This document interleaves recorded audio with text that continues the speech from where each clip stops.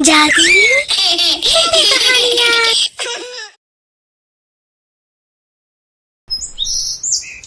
बिरलापुर नामक गांव में गरीब मान्यता मिट्टी के मटके बनाकर बेचा करती थी। मान्यता के पति की तबीयत कई दिनों से खराब थी। डॉक्टर ने उसे टीबी की बीमारी बताई थी और उसे बेड रेस्ट की सलाह दी थी। राजीव के बिस्तर पकड़ लेने से अब घर की सारी जिम्मेदारी गरीब अनपढ़ मान्यता पर आ गई। अब उसने अपने पति का काम संभाल लिया और वह मटके बेचकर अपने परिवार का पालन पोषण करती रही। उसके परिवार में उसका पति, सास और 2 बेटियां थी। एक रोज मान्यता ठेले पर मटके लेकर बेचने निकली थी तो उसकी छोटी बेटी भी उसके साथ आ गई। बड़ी देर तक कड़ी धूप में खड़े रहकर मान्यता ग्राहकों के आने का इंतजार करने लगी। काफी देर तक भी जब कोई नहीं आया तो थक हार कर 5 साल की खुशी अपनी माँ से बोली, माँ, हम घर कब जाएंगे? बहुत भूख लग रही है और इस धूप में इतनी गर्मी खड़ा ही नहीं हुआ जा रहा। इसीलिए तो कहती हूँ तू सबके साथ घर पर रहा कर और थोड़ी देर रुक जा। कुछ मटके बिक जाए तो फिर हम घर चलते हैं। तभी वहाँ से कुछ लोग गुजरते हैं जिन्हें देख मान्यता उनसे कहती है, भाई साहब, मटका ले लीजिए। इसके अंदर रखा पानी कई घंटों तक ठंडा रहता है। अरे आज के जमाने में भला कौन मटके का पानी पीता है? आजकल तो हर कोई फ्रिज का पानी पीता है। और नहीं तो क्या, इस मटके में तो कुछ घंटे ही पानी ठंडा रहता होगा, लेकिन फ्रिज में से जब मर्जी ठंडा पानी निकाल कर पी सकते हैं। इसी तरह सब उसे नजरअंदाज करके चले जा रहे थे। सारा दिन धूप में खड़े रहने के बाद मुश्किल से अनुराधा के 2-3 मटके ही बिक पाते हैं, जिसके चलते मान्यता मायूस हो जाती है और शाम को वह मटका लेकर घर आ जाती है। माँ आ गई, हमें कब से भूख लगी थी। तुमने आने में कितनी देर कर दी। बाबा और दादी ने भी सुबह से कुछ नहीं खाया है। हाँ बहू, और घर में कुछ राशन भी नहीं था, नहीं तो मैं ही कुछ बना देती। आप चिंता मत कीजिए माँ जी, मैं अभी बाजार से थोड़ा आटा ले आती हूँ। आज ज्यादा बिक्री तो नहीं हुई, लेकिन जितनी हुई है उससे आटा तो आ ही जाएगा और उसे हम टमाटर की चटनी के साथ खा लेंगे। फिर मान्यता बाजार से आटा लाती है और तपती गर्मी में चूल्हे पर सबके लिए रोटियां बनाती है। चटनी के साथ रोटी खाकर सब लोग सो जाते हैं, लेकिन इस तपती गर्मी में किसी को भी नींद नहीं आती। सभी गर्मी से करवट बदलते रहते हैं। अचानक से आधी रात को खुशी रोने लगती है। क्या हुआ खुशी, तू रो क्यों रही है? माँ देखो ना, गर्दन में बहुत खारिश और जलन हो रही है। हे राम, ये तो गर्मी के कारण तेरे शरीर पर लाल दाने हो गए हैं। तू रुक, मैं अभी तुझे नीम का लेप बनाकर लगा देती हूँ।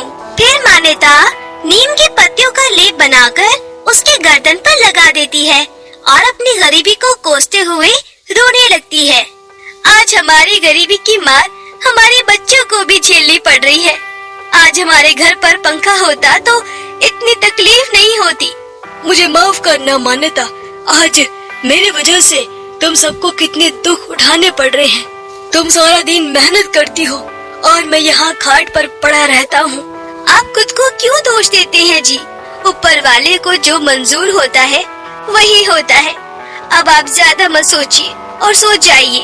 अगली सुबह मान्यता मटका बनाने के लिए मिट्टी लेने नदी के पास जाती है। नदी के किनारे उसे एक खरगोश दिखाई देता है जिसके पैर में चोट लगी हुई थी और उसके पैर से खून निकल रहा था। अरे, इस खरगोश को तो कितनी चोट आई है। मान्यता पत्तों का लेप बनाकर उस खरगोश को लगा देती है। अब तुम्हें दर्द नहीं होगा, मैंने लेप लगा दिया है, तुम जल्द ही ठीक हो जाओगे। अच्छा, अब मैं चलती हूँ, मुझे मटके बनाकर बेचने भी जाना है। मान्यता मिट्टी उठाकर घर ले आती है, फिर उसे मटके बनाकर धूप में सुखाने रख देती है और एक दिन पहले बने हुए मटके ठेले पर रखकर बाजार में बेचने निकल पड़ती है। मटके ले लो मटके, पानी को रखे ठंडा और ताजा सेहत को ना करे कोई नुकसान। मटके ले लो मटके।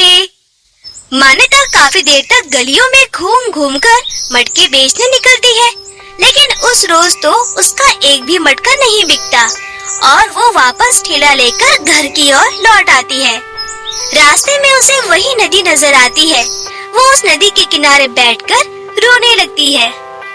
हे भगवान, आज तो बोनी तक भी नहीं हुई, खाली हाथ घर जाऊंगी तो बच्चों को क्या जवाब दूंगी। वो सब भूखे पेट मेरे आने की राह देख रहे होंगे। इतनी मेहनत करने के बाद भी ना तो मैं अपने परिवार को इस गर्मी से बचा पा रही हूँ और ना ही उन्हें पेट भरने के लिए खाना दे पा रही हूँ। अपनी आंखों के सामने अपने परिवार की लाचारी मुझसे अब नहीं देखी जाती। इससे तो अच्छा होगा कि मैं इस नदी में कूदकर आत्महत्या ही कर लूं। मान्यता की सारी बात सुनकर खरगोश झाड़ियों से बाहर आ जाता है। नहीं, ऐसा मत करना। अगर तुमने ये कदम उठाया तो तुम्हारे बिना तुम्हारे परिवार का क्या होगा? और आखिर तुम यह कदम उठाना क्यों चाहती हो? अरे, तुम बोलती भी हो। बोलने वाला खरगोश तो मैं पहली बार देख रही हूँ। क्या तुम बोल सकते हो? हाँ, मैं एक बोलने वाला खरगोश हूँ। आज सुबह ही तुमने मेरी मदद की थी और आज जब तुम परेशान हो तब मैं भी तुम्हारी मदद करना चाहता हूँ। मान्यता उसे अपनी सारी बात बताती है। तुम उन मटकों में से एक मटका मेरे पास ले आओ, फिर देखो मेरा चमत्कार। मान्यता ठेले पर से एक मटका उठाकर उस खरगोश के पास ले आती है। फिर उस खरगोश में से एक तेज रोशनी निकलती है जो कि सीधा उस मटके पर जाकर गिरती है। अब ये एक जादुई मटका बन चुका है। मैंने अपनी सारी जादुई शक्ति इस मटके में डाल दी है। मैं बूढ़ा हो चुका हूँ और ज्यादा समय जीवित नहीं रहूंगा, इसलिए मैंने अपनी ये सभी जादुई शक्तियाँ मटके में डाल दी है। इसमें तुम जो कुछ भी मांगोगी वो तुम्हें मिल जाएगा। अब से तुम्हारी सारी परेशानियाँ खत्म। तुम्हारा बहुत बहुत शुक्रिया जादुई खरगोश। मान्यता खुशी खुशी वह मटका लेकर घर आती है। घर आकर वो उस मटके का जादू देखने के लिए और मटके से कहती है, ए जादुई मटके, जल्दी से हमें ठंडा पानी पीने को दे दे। ये भी बिल्कुल फ्रिज जैसा। कुछ ही पल में उस मटके में रखा पानी पूरी तरह ठंडा हो जाता है। वह सब जैसे ही उस पानी को पीते हैं तो बहुत खुश होते हैं। आज सचमुच मजा आ गया। वाह, ये तो सचमुच का जादुई मटका है। ए जादुई मटके, इस गर्मी में हमें राहत देने के लिए एसी प्रकट कर। तभी उनके उस घर में एसी प्रकट हो जाता है जो कि बहुत ही ठंडी ठंडी हवा देने लगता है। लेकिन ये चमत्कार कैसे हुआ? मान्यता उन्हें सारी बात बताती है। क्या ये मुझे भी ठीक कर सकता है? जादुई मटके, मुझे जल्दी से ठीक कर दे, मैं बहुत ज्यादा तकलीफ में हूँ। उसके इतना कहते ही मोहन अपने पैरों पर खड़ा हो जाता है और अब वो पूरी तरह ठीक था। अब तो बिल्कुल ठीक हो गए। उन्हें जो कुछ चाहिए होता वो उस जादुई मटके से मांग लेते। अब वो सब एक बड़े पक्के घर में रहने लगते हैं और अमीरों वाली जिंदगी जीने लगते हैं। तो दोस्तों, अगर आपको हमारी कहानी पसंद आई हो तो इसे लाइक करना और शेयर करना और हमारे चैनल को सब्सक्राइब करना मत भूलना।